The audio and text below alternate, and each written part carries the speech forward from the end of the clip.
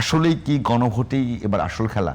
আমি যদি আরো সহজ করে বলি, যেখানে সরকার চাচ্ছে গণভোটে হার পক্ষে, একটা জোট চাচ্ছে হার পক্ষে, সেটা যদি হয়ে থাকে তাহলে মানে ব্যাপারটা অসামঞ্জস্য হয়ে গেল না?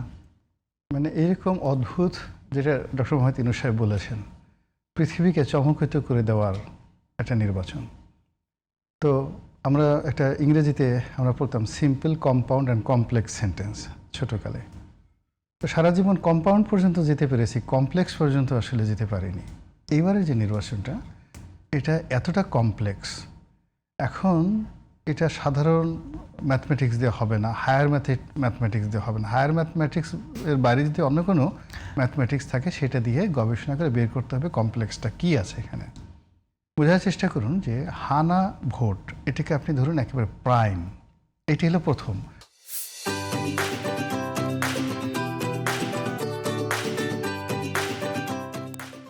মাঠে যারা লাফাচ্ছেন, আনন্দ করছেন, মন্ত্রী এমপি হওয়ার জন্য স্বপ্ন দেখছেন, মানে এটা হলো নির্বাচনের ফোর্থ স্টেজের একটা পসিবিলিটি, হতেও পারে নাও হতে পারে যদি তারা সফল হয়। অর্থাৎ ফোর্থ স্টেজের আগে যে 3টে স্টেজ আছে, সেই 3টে স্টেজ যদি সাকসেসফুলি পাশ করা যায়, অবস্ট্রাগলগুলো অতিক্রম করা যায়, তাহলে ফোর্থ অবস্ট্রাগলে গিয়ে যারা এবার এমপি মন্ত্রীর জন্য আশা করছেন তাদের সেটা হবে। আচ্ছা, যখন হবে তখন আবার কি হবে, তাদের হাত পা এগুলো সব পাখাগুলো কাটা হবে, তারা স্বাধীনভাবে উঠতে পারবে না, হাঁটতে পারবে না। কেন? এভাবে প্রথম বলছি, আমাদের দেশে অতীতে যে হানা ভোটগুলো হয়েছে, এবারের হানা ভোটগুলোর সঙ্গে অনেকগুলো ডিফারেন্স আছে। অতীতের হানা যে ভোটগুলো হয়েছে, একটা স্পেসিফিক কোশ্চেন, সুনির্দিষ্ট প্রশ্ন, এবং সেই সুনির্দিষ্ট প্রশ্ন নিয়ে আগে রাজনৈতিক দলগুলো ঐক্যমতে পৌঁছে গেছে।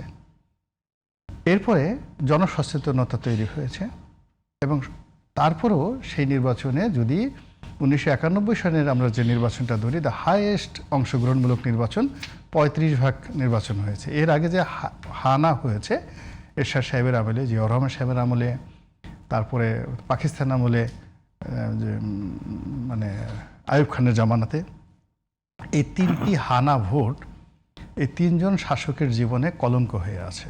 এখনো পর্যন্ত তাদেরকে বলা হয় তারা হানা ভোটের দ্বারা উৎপাদিত রাষ্ট্রনায়ক বা রাজনীতিবিদ। এইবারের যে হানা ভোট, এই হানা ভোটে হা হলে পুরো রাষ্ট্রের চরিত্র পাল্টে যাবে, সংবিধানের চরিত্র পাল্টে যাবে, পার্লামেন্টের চরিত্র পাল্টে যাবে, এবং এখন যারা আছে তাদের যে ব্রহ্মাস্ত্র, মানে তাদের রক্ষা করার যে অস্ত্র চারিদিক থেকে, এটাই হানা ভোট। যদি না হয়, এই ভোটে যদি না জয়যুক্ত হয়, তাহলে যে কি হবে আমরা এখানে 3জন ইভেন ক্যানট ইমাজিন। হা জয়যুক্ত হলে কি হবে আমরা একটা আন্দাজ করতে পারি, কিন্তু যদি হা না হয়ে যদি না জয়যুক্ত হয়, তাহলে কি হবে আমরা সেটা আন্দাজ করতে পারি না। বুঝেন, এখানে গেল একটা সিঙ্গেল অবস্ট্রাগল। দ্বিতীয়ত ধরে নিলাম যে আমরা হা জয়যুক্ত হলো, সেক্ষেত্রে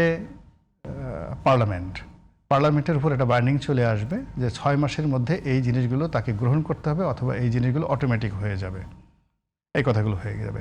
তাহলে সেক্ষেত্রে আমরা যে স্বাধীন পার্লামেন্ট বলি, সেই স্বাধীন পার্লামেন্ট রইল না, তার উপরে আপনি একটা যে ব্যারিয়ার দিলেন। এটা কখনোই হয় না। মানে এটা আমাদের যে মূল সংবিধানের যে স্পিরিট, গণতন্ত্রের যে স্পিরিট, সেই স্পিরিটের সঙ্গে এটা সাংঘর্ষিক। থার্ডলি হলো যে ধরেন এই যে পার্লামেন্ট বসলো, যতদিন পর্যন্ত এটা বাস্তবায়িত না হবে, এই জুলাই সনদ বাবদ, ততদিন পর্যন্ত এটা কনস্টিটিউশনাল অ্যাসেম্বলি হিসাবে ক্রিয়েটেড হবে। এর আগ পর্যন্ত সে জেনারেল কোনো তো কার্যক্রমে অংশগ্রহণ করতে পারছে না। তো এরকম পরপর 3টি অবস্ট্রাগল পার হওয়ার পরে যদি ফোর্থ স্টেজে এসে পার্লামেন্ট অ্যাক্ট করে, তাহলে তো সরকার গঠন করবে। তার আগ পর্যন্ত তো বর্তমান যে অন্তর্বর্তীকালীন সরকার, আমি তো যতটুকু বুঝি তাতে মনে হচ্ছে তারাই তো এটার কার্যবিধি, কার্যপ্রণালী সব কিছু তারাই নিয়ন্ত্রণ করবে। তো সেখানে যে যা কিছু হচ্ছে, আমি একটার সঙ্গে একটা মিলাতে পারছি না ভাই। না রনি ভাই, একেবারে যদি আরো সহজ করে বলি, একটা বিষয় একটু খেয়াল করছেন যে গণভোটের পক্ষে একটা জোট একেবারে সরব, আর একটা জোট নীরব, এইটা কেন মনে করছেন? এখানে জোটের বিষয় না, এখানে যারাই গণভোটের পক্ষে কাজ করছে, আমাদের রিসেন্টলি যেটা হচ্ছে যে একটা তত্ত্বাবধায়ক সরকার লাগবে।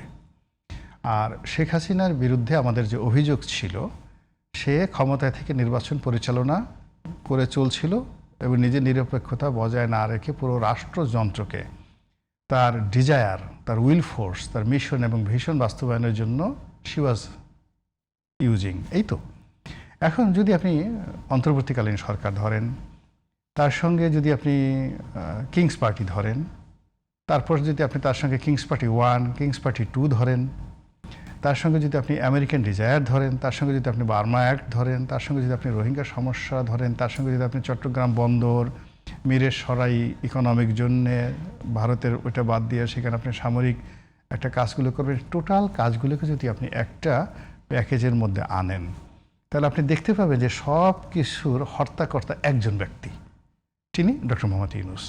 তার ডিজায়ার এবং এই যে তার যে ব্যাপ্তি, এই ব্যাপ্তিটা শেখ হাসিনার জমানাতে শেখ হাসিনার যে এক্সপেকটেশন ছিল সেটা আরও মানে 100 গুণ কম ছিল। তিনি শুধু চেয়েছিলেন ক্ষমতায় থাকবেন, তিনি শুধু চেয়েছিলেন যে তার ক্ষমতাটা তার টেরিটরির মধ্যে থাকবে, তিনি শুধু চেয়েছিলেন যে সমস্ত লুটপাট হবে, ভাগবাটোয়ারা হবে, এইগুলোর মধ্যে শুধুমাত্র ছাত্রলীগ, যুবলীগ, আওয়ামী লীগের লোকজন সম্পৃক্ত থাকবে এবং ওই মাইন্ডের সাহিত্যিক, সাংবাদিক, বুদ্ধিজীবী তারা থাকবে। এর বাইরে তো উনি চিন্তা করেন নাই। কিন্তু এখন তো আমরা আমাদের যে ডিজায়ার, চিন্তা চেতনা, দ্য অপরচুনিটি আমরা পুরো বিশ্বকে ছড়িয়ে দিয়েছি। আমাদের এই ঘটনার সঙ্গে একজন মোবিল জড়িত হয়ে গেছে, আমাদের এই ঘটনার সঙ্গে আমেরিকা জড়িত হয়ে গেছে, আমাদের এই ঘটনার সঙ্গে বাংলাদেশের ঘটনার সঙ্গে চীন জড়িত হয়ে গেছে, পাকিস্তান জড়িত হয়ে গেছে।